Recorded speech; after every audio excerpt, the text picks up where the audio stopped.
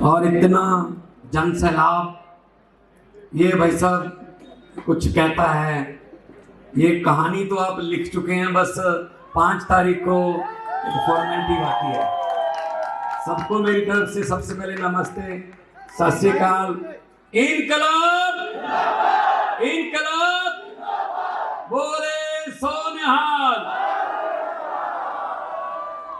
तो मेरे से पहले बड़े भाई और मेरे परम मित्र मनीष सिसोदिया जी बहुत डिटेल में आपको बता के गए कि अपने वोट का सही इस्तेमाल करना कैसे सही रहे। क्योंकि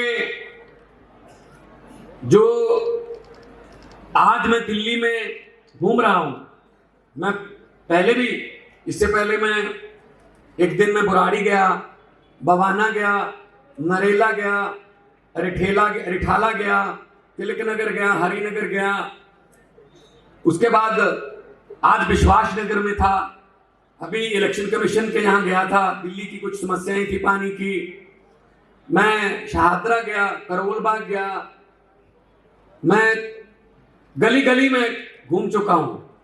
और लोगों का इस बार एक ही कहना है कि भगवान जी बस आप बेफिक्र हो जाइए, हमारे लिए तो हमारा छोटा भाई भी है, छोटा बेटा भी है, कोई कहता हमारा बड़ा भाई है, कोई कहता बेटे की समान है, वो है अरविंद केजरीवाल, आप बेफिक्र हो जाइए। उनको किसी ने बता दिया जी प्राइवेट स्कूलों में एडमिशन नहीं हो रही, सरकारी स्कूलों में बच्चे प्राइवेट स्कूलों से निकाल कर सरकारी स्कूलों में भर्ती करवाए जा रहे हैं, और सरकारी स्कूलों के बच्चे आईआईटी की, आईआईएम की, जेईई की परीक्षा पास कर रहे हैं। तो सर प्राइवेट स्कूल वालों से हमने जो ये कर रखा था काम, वो मना कर रहे हैं। अब वो कह रहे हैं हमारे कस्टमर कम हो गए। तो साहब ने पूछा किसने किया ये काम? बोले जी मनीष सिसोदिया ने। चलो उठा के जेल में फेंक दो। जेल में फेंक दिया। फिर एक दिन डॉक्टर साहब के पास कोई गया कि सर सरकारी अस्पतालों में बहुत अच्छा इलाज होने लगा है, फ्री इलाज होने लगा है। जो शीशे वाले हमने कमीशन पर बनवाए थे, बड़े बड़े अस्पताल जो जाते ही कहते हैं बहुत टाइम पे पहुंच गए, 5 लाख जमा करवा दो, बस सीधा सर्जरी करनी है, वो सर आनाकानी कर रहे हैं अब पेमेंट से। तो साहब ने पूछा किसने करवाया? बोले सतिंदर जैन ने। उठा के अंदर फेंक दो। सतिंदर जैन को अंदर कर दिया। ओ मेरे पास। फिर कहे जी राज्यसभा में हमारे खिलाफ बहुत बोलता है, पूरा देश उनको सुनता है, कौन है? संजय सिंह। उठा के अंदर फेंक दो। फिर बोले जी ये सबको डायरेक्शन कौन देता है? अरविंद केजरीवाल। उसकी नीयत साफ है, वो सारे कामों के लिए इनको कहता है कि कर दो काम, कर दो काम। तो उठा के अंदर फेंक दो। भाई साहब सारे नेता हमारे उठा के अंदर फेंक दिए। तो इनको ये लगता था जब ये अंदर जाएंगे पार्टी टूट जाएगी और पार्टी के कार्यकर्ता जो हैं वो डिमोरलाइज हो जाएंगे। लेकिन मैं आप सबको इस बात के लिए धन्यवाद देना चाहता हूं कि उस संकट के समय आप लोगों ने जो जोश दिखाया और जो एकता दिखाई, और उनको यकीन नहीं हो पा रहा कि आज ये दिल्ली में आम आदमी पार्टी की टीम आज पहले से भी ज्यादा इकट्ठ हो रहे हैं, पहले से भी ज्यादा बड़ी सभाएं हो रही हैं। 2 पत्ते नहीं जो शाख से टूटकर गिर जाएंगे, आंधियों को कह दो अपनी औकात में रहें। ये समझते थे ऐसे दबा लेंगे इनको।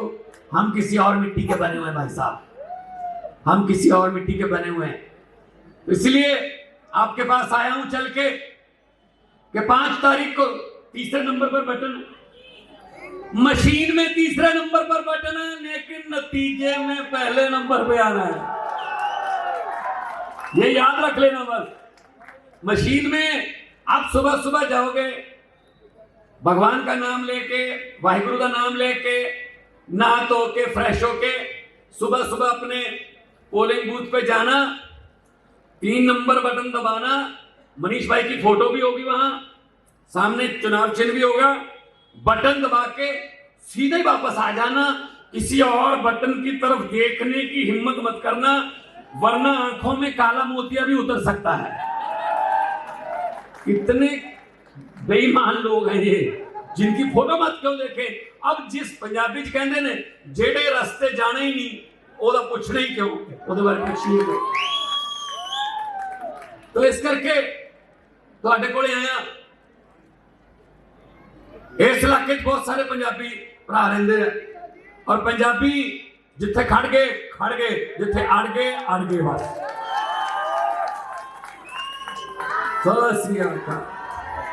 सानू साडे गुरुआं ने, सानू साडे शहीदां ने सच्चाई के रास्ते ते चलण दी प्रेरणा दी है। सानू साडे गुरुआं ने दसां नाहां दी किरत करके नाम जपण दी ते वंड छकण दी सानू प्रेरणा दी हुई है। असीं उस मिट्टी दे। सो वीरो, पंजाब दे विच आम आदमी पार्टी सरकार बनी 2015 च तुसीं इत्थे जाग लाया। ਉਹ ਸਿਆਣੇ ਕਹਿੰਦੇ ਆ ਕਿ ਦਹੀਂ ਜਿੰਨਾ ਮਰਜ਼ੀ ਜਮਾਉਣਾ ਹੋਵੇ ਜਾਗ ਦਾ ਤਾਂ ਇੱਕ ਚਮਚਾ ਚਾਹੀਦਾ ਹੁੰਦਾ। ਤੋ 83 ਦਿੱਲੀ ਤੋਂ ਇੱਕ ਚਮਚਾ ਜਾਗ ਦਾ ਲੈ ਲਿਆ, ਅਸੀਂ ਪੰਜਾਬ 'ਚ ਦਹੀਂ ਜਮਾ ਲਿਆ 2022 'ਚ। ईमानदारी का दही उत्थे भी जम गया। और थोड़े दोस्त मित्र रिश्तेदारियां पंजाब च होणगियां, फोन करके पूछ लो 90% घरां नूं पंजाब दे विच बिजली दा बिल जीरो आउंदा है ते 50,000 मुंडे कुड़ियां नूं नौकरियां दे के आ तुहाडे सामने खड़ा। 1 रुपया भी किसी दा रिश्वत दा लग्या होवे जां कोई सिफारिश लाउणी पवे तां फोन करके पूछ के लांभा दे दिओ कि जी 1 रुपया लग गया सी। तो जो नीयत साफ होवे सब कुछ हो सकता है। अरविंद केजरीवाल ऐसा बंदा है जिसकी नीयत साफ है। हम सब चाहते तो पैसे कमा सकते थे अपने प्रोफेशन से। हम राजनीति को धंधा बनाने नहीं आए, राजनीति को हम प्रोफेशन बनाने नहीं आए। क्योंकि अरविंद केजरीवाल IRS अफसर, इनकम टैक्स के कमिश्नर, उनकी पत्नी IRS अफसर, इनकम टैक्स की कमिश्नर, दोनों मियां बीवी। मनीष सिसोदिया जी बड़े पत्रकारों में नाम, बड़े पत्रकारों में उनका नाम था। मैं, आप मुझे जानते हो बहुत देर से, पहले पंजाबी में फिर लफ्टर चैनल के जरिए। मैं बहुत बड़ा कलाकार था, मुझे क्या कोई कमी थी? मैं कौन सा फेल कलाकार था कि उधर फेल हो गया इधर आ गया? कोई कमी नहीं थी। पैसे कमाने होते तो अपने अपने प्रोफेशन से कमा लेते, लेकिन देश लुटता नहीं देख सकते थे हम। हमारे सामने देश लुट रहा था, इसीलिए हमें आना पड़ा। फिर इनको पेट में दर्द हुआ कि ये क्यों आ गए? ये आम घरों के बेटे बेटियां मंत्री बन गए, मुख्यमंत्री बन गए, डिप्टी CM बन गए। यहां तो हमारे बेटे बेटियां बैठते हैं, इन कुर्सियों पर ये क्यों आ गए? फिर इन्होंने गालियां देनी शुरू की हमें। ये बहुत केजरीवाल तो पता नहीं क्या क्या गालियां उनको देते हैं। वो सुबह उठ के गालियां देनी शुरू करते हैं। उनके पास गाली गलौच है, हमारे पास अस्पताल स्कूल है। हम लड़ाई की बात नहीं करते, हम पढ़ाई की बात करते हैं। देश के क्रांतिकारी शिक्षा मंत्री के तौर पे काम किया। हमने इनकी टीम यहां से लेके गए, हम पंजाब में इनको स्कूल दिखाए। तो इन्होंने कहा ये तो दिल्ली से थोड़ा आसान ही काम है, दिल्ली में जगह की कमी है, दिल्ली में स्कूल ऐसे हैं, पंजाब में स्कूल ऐसे हैं, हमारे पास जगह बहुत है। तो हमने ग्राउंड बना दिए, स्विमिंग पूल बना दिए, हमने स्कूल ऑफ एमिनेंस बना दिए। पहली बार हुआ है कि हमारे पंजाब के सरकारी स्कूलों से 158 बच्चों ने IIT का एग्जाम क्लियर किया है। टीचरों को हम फिनलैंड, सिंगापुर वहां लेके जाते हैं ट्रेनिंग के लिए, IIM अहमदाबाद ट्रेनिंग के लिए। और बच्चों को हम चंद्रयान 3 की लॉन्चिंग दिखवाने गए थे सरकारी बच्चों को। और फर्स्ट कौन आते हैं हमारे पंजाब में, चाहे वो बोर्ड के जितने भी एग्जाम है, 8वीं का, 10वीं का, 12वीं का, फर्स्ट आते हैं सरकारी स्कूलों के बच्चे। और उनमें ज्यादातर लड़कियां फर्स्ट आती हैं। ये जो नारे लगा रहे हो खुद लगा रहे हो, ये भड़ास है, 75 सालों की भड़ास निकल रही है। ये खुद ही लगा रहे हो नारे, दिल से लग रहे हैं। नारा दिल से जब लगता है ना तब मजा आता है। देखो आपको हम दिहाड़ी पे नहीं लेके आए, कोई लालच देके नहीं लेके आए, आप खुद आए हो।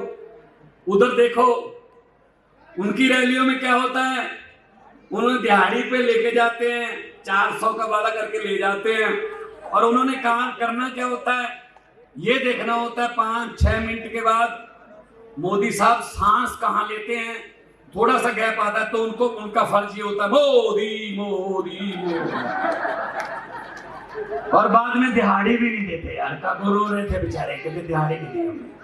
मैंने कहा 2-4 बार और कह देते शायद बन जाता काम यार। तो फर्क होता है ये नारे लगने में और वो नारे लगने में फर्क है। पिछली बार 2020 में रामलीला मैदान में रैली की मोदी जी ने, तो मैं भी यही था, प्रचार कर रहा था मैं भी, तब मैं एमपी था। दिन में मैं पार्लियामेंट जाता था, शाम को आपके यहाँ, आपके भी यहाँ आया था, भोगल में भी आया था पिछली बार। तो हम टीवी पे बैठ के देख रहे थे, बहुत कट था, बहुत बड़ी रैली थी। तो जब नारे लगे तो नारे मैंने सुने, तो मैंने अरविंद जी को कहा, मैंने कहा अरविंद जी मुख्यमंत्री बनने की तैयारी कर लो, जीत जाएंगे आप, मुख्यमंत्री बनोगे। कहते आपको कैसे पता चला? मैंने कहा जी नारे सुन के बताया मैंने आपको। कहते नारे तो यार, नारे तो ठीक लग रहे हैं, एक मिनट, नारे तो ठीक लग रहे हैं। मैंने कहा नारे ठीक लग रहे हैं, लेकिन नारे लगाने का अंदाज से पता चल जाता है कि कैसे आए। कहते कैसे? स्टेज से नारा लग रहा था हर हर मोदी, और लोग नारा लगा रहे थे हर हर मोदी। मैंने कहा सर हाथ ऊपर जा रहा है, गर्दन नीचे जा रही है, दिहाड़ी पे आए हैं, ये रिपोर्ट डालेंगे। वही वाली बात है। अब आपके जो नारे हैं ये ऐसे हैं, गर्दन ऊंची है, ठीक है ना, तो ये दिल से है, ये फर्क है।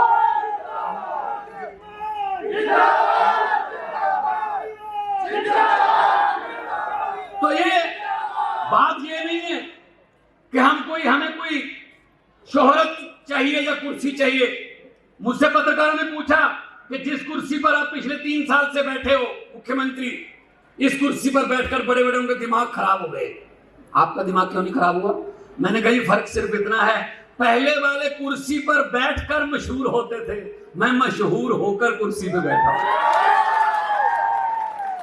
ये फर्क है। सो हमें कुछ ये नहीं चाहिए। मैं पंजाबी दे विच एक तो चीज सुनाना, मेरे वर्गे कमले नू, मेरे वर्गे पगले नू किसी ने कहा, जिन्ना समा तू इधर लाया अपने काम कारती ला लेंदा, जिन्ना समा तू इधर लाया अपने काम कारती ला लेंदा, हुण तक तू मेरा मित्रा पैसे बहुत कमा लेंदा, पैसे नाल पोजीशन बनदी, कोई कारोबार चला लेंदा, धनिया की सूची विच तू भी अपना नाम लिखवा लेंदा।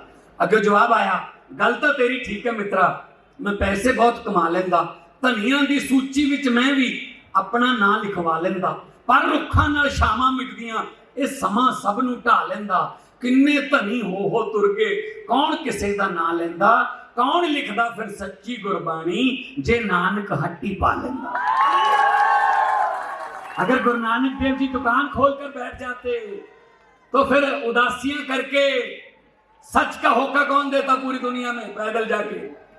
तो फिर अगर गुरु नानक देव जी दुकान पर बैठ जाते, पंजे से पहाड़ कौन रोकता, सज्जन ठग जैसों को कौन सुधारता, मलिक भागो और भाई लालो की रोटियों के बीच में से फर्क कौन निकालता, कौन सी हराम की कमाई है, कौन सी हक हलाल की कमाई है। हर बात पैसे के लिए नहीं होती भाई साहब। तो पत्रकारों ने मुझसे पूछा 2022 में कि आपने 2020 में दिल्ली में और 2022 में पंजाब में ये बीजेपी की आंधी को कैसे रोक दिया?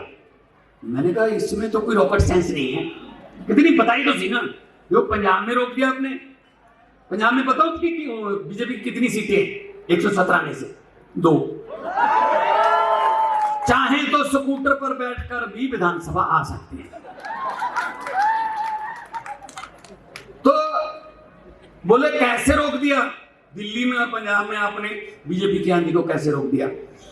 अभी भी पत्रकार खड़े हैं, उनको बता देता हूं, कोई रॉकेट साइंस नहीं है। मैंने पत्रकार से पूछा, मैंने कहा बीजेपी का चुनाव चिन्ह क्या है? बोले कमल का फूल। मैंने कहा आम आदमी पार्टी का चुनाव चिन्ह क्या है? बोले झाड़ू। मैंने कहा कमल का फूल कहाँ उगता है? बोला कीचड़ में। मैंने झाड़ू का क्या काम है? बोला कीचड़ की सफाई करना। मैंने कहा हमने झाड़ू से कीचड़ साफ कर दिया। पंजाब और दिल्ली में कमल उगे ही नहीं भाई साहब, आप भी सफाई कर दो। और हमारा तो चुनाव चिन्ह ही ऐसा है कि किसी को बताने की जरूरत नहीं, माए बहनों को तो बताने की बिल्कुल ही जरूरत नहीं। ये तो सुबह सुबह 5 बजे अंधेरे में भी ढूंढ लेती हैं घर पे, कहां। आप खुश मत होइए, जरूरत पड़े तो इस समय भी ढूंढ लेती हैं कहां पड़ा है, करता सफाई है वो।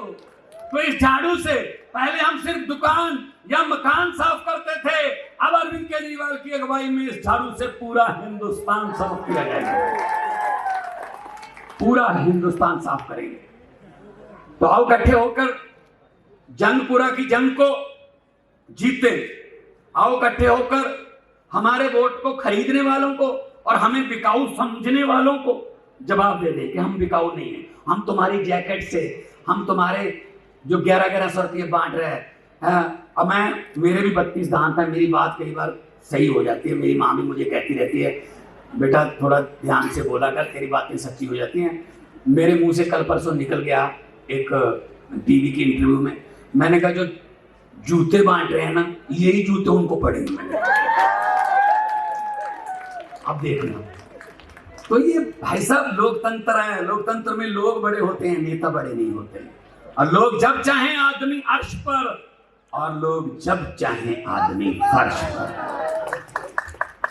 मैं ये कहने के लिए आपके पास आया हूं कि इनकी बातों में मत आना, ये बड़े बड़े वादे करते हैं। देखो पहले कहते थे अरविंद केजरीवाल फ्री की रेवड़ियां बांट रहा है, मोदी साहब कहते थे कि जी महिलाओं को बसों में फ्री कर दिया सफर, फ्री की रेवड़ी है। ये बिजली पानी मुफ्त कर दिया, फ्री की रेवड़ी है। ये स्कूलों में कोई फीस नहीं लगती, फ्री की रेवड़ी है। इलाज फ्री कर दिया, ये फ्री की रेवड़ी है। ये बुजुर्गों का इलाज करवा रहा है, जब बुजुर्गों को तीर्थ यात्रा पे लेके जा रहा है, फ्री की रेवड़ी है। जब इनको किसी ने बताया, वैसे आमतौर पे ये सुनते नहीं है किसी की, लेकिन कोई आ गया होगा बेचारा, किसी ने बताया सर केजरीवाल ने 2100 रुपया अनाउंस कर दिया और ये तो महिलाएं तो धड़ाधड़ रजिस्ट्रेशन करवा रही हैं क्योंकि केजरीवाल पर यकीन है कि वो 2100 देगा। वो ऐसे बात कहता नहीं है, हवा में नहीं छोड़ता। तो उन्होंने कहा फिर हम क्या करें, कहते फिर 2500 कर दो। तो 2500 कर दिया भाई साहब बीजेपी वालों ने। मुझे ये बता दीजिए या आप बीजेपी वालों से पूछ लीजिए कि जब अरविंद केजरीवाल करता है तो अरविंद केजरीवाल लोगों के टैक्स का पैसा लोगों को देता है तो कहते हो फ्री की रेवड़ी। ये 2500 वाला पापड़ कहां से लाए हुआ? 15 लाख आ गया, कल 15 लाख आ गया, काला धन आ गया, 2 करोड़ नौकरी हर साल मिल गई। तो यकीन ही नहीं है, यकीन ही नहीं है। जब कुछ किसी भी बात को, हमारे प्रधानमंत्री जी तो किसी भी बात को कहीं से भी जोड़ देते हैं। मुझे एक टीवी इंटरव्यू में कहते हैं ये हमारा रैपिड फायर राउंड है, इसमें हम अभी आपको एक नेता का नाम लेंगे और अभी आपने उसके बारे में कुछ बोलना, चाहे शेर बोल दो चाहे कुछ भी बोल दो। चलो जी।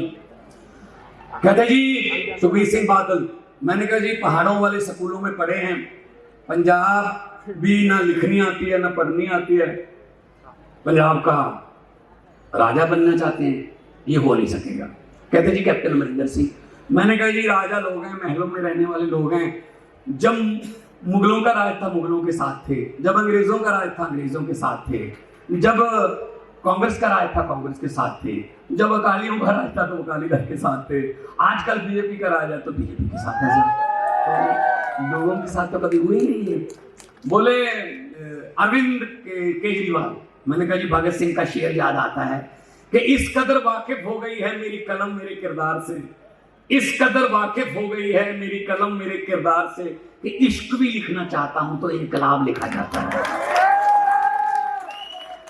बोले जी अपना नरेंद्र मोदी, मैंने कहा जी किसी भी बात को किसी भी बात से कहीं से भी जोड़ तोड़ के बोल देते हैं, साथ में कहते हैं मैं गारंटी देता हूं, और कहते हैं मेरा पुराना नाता हर बात से कह देते हैं।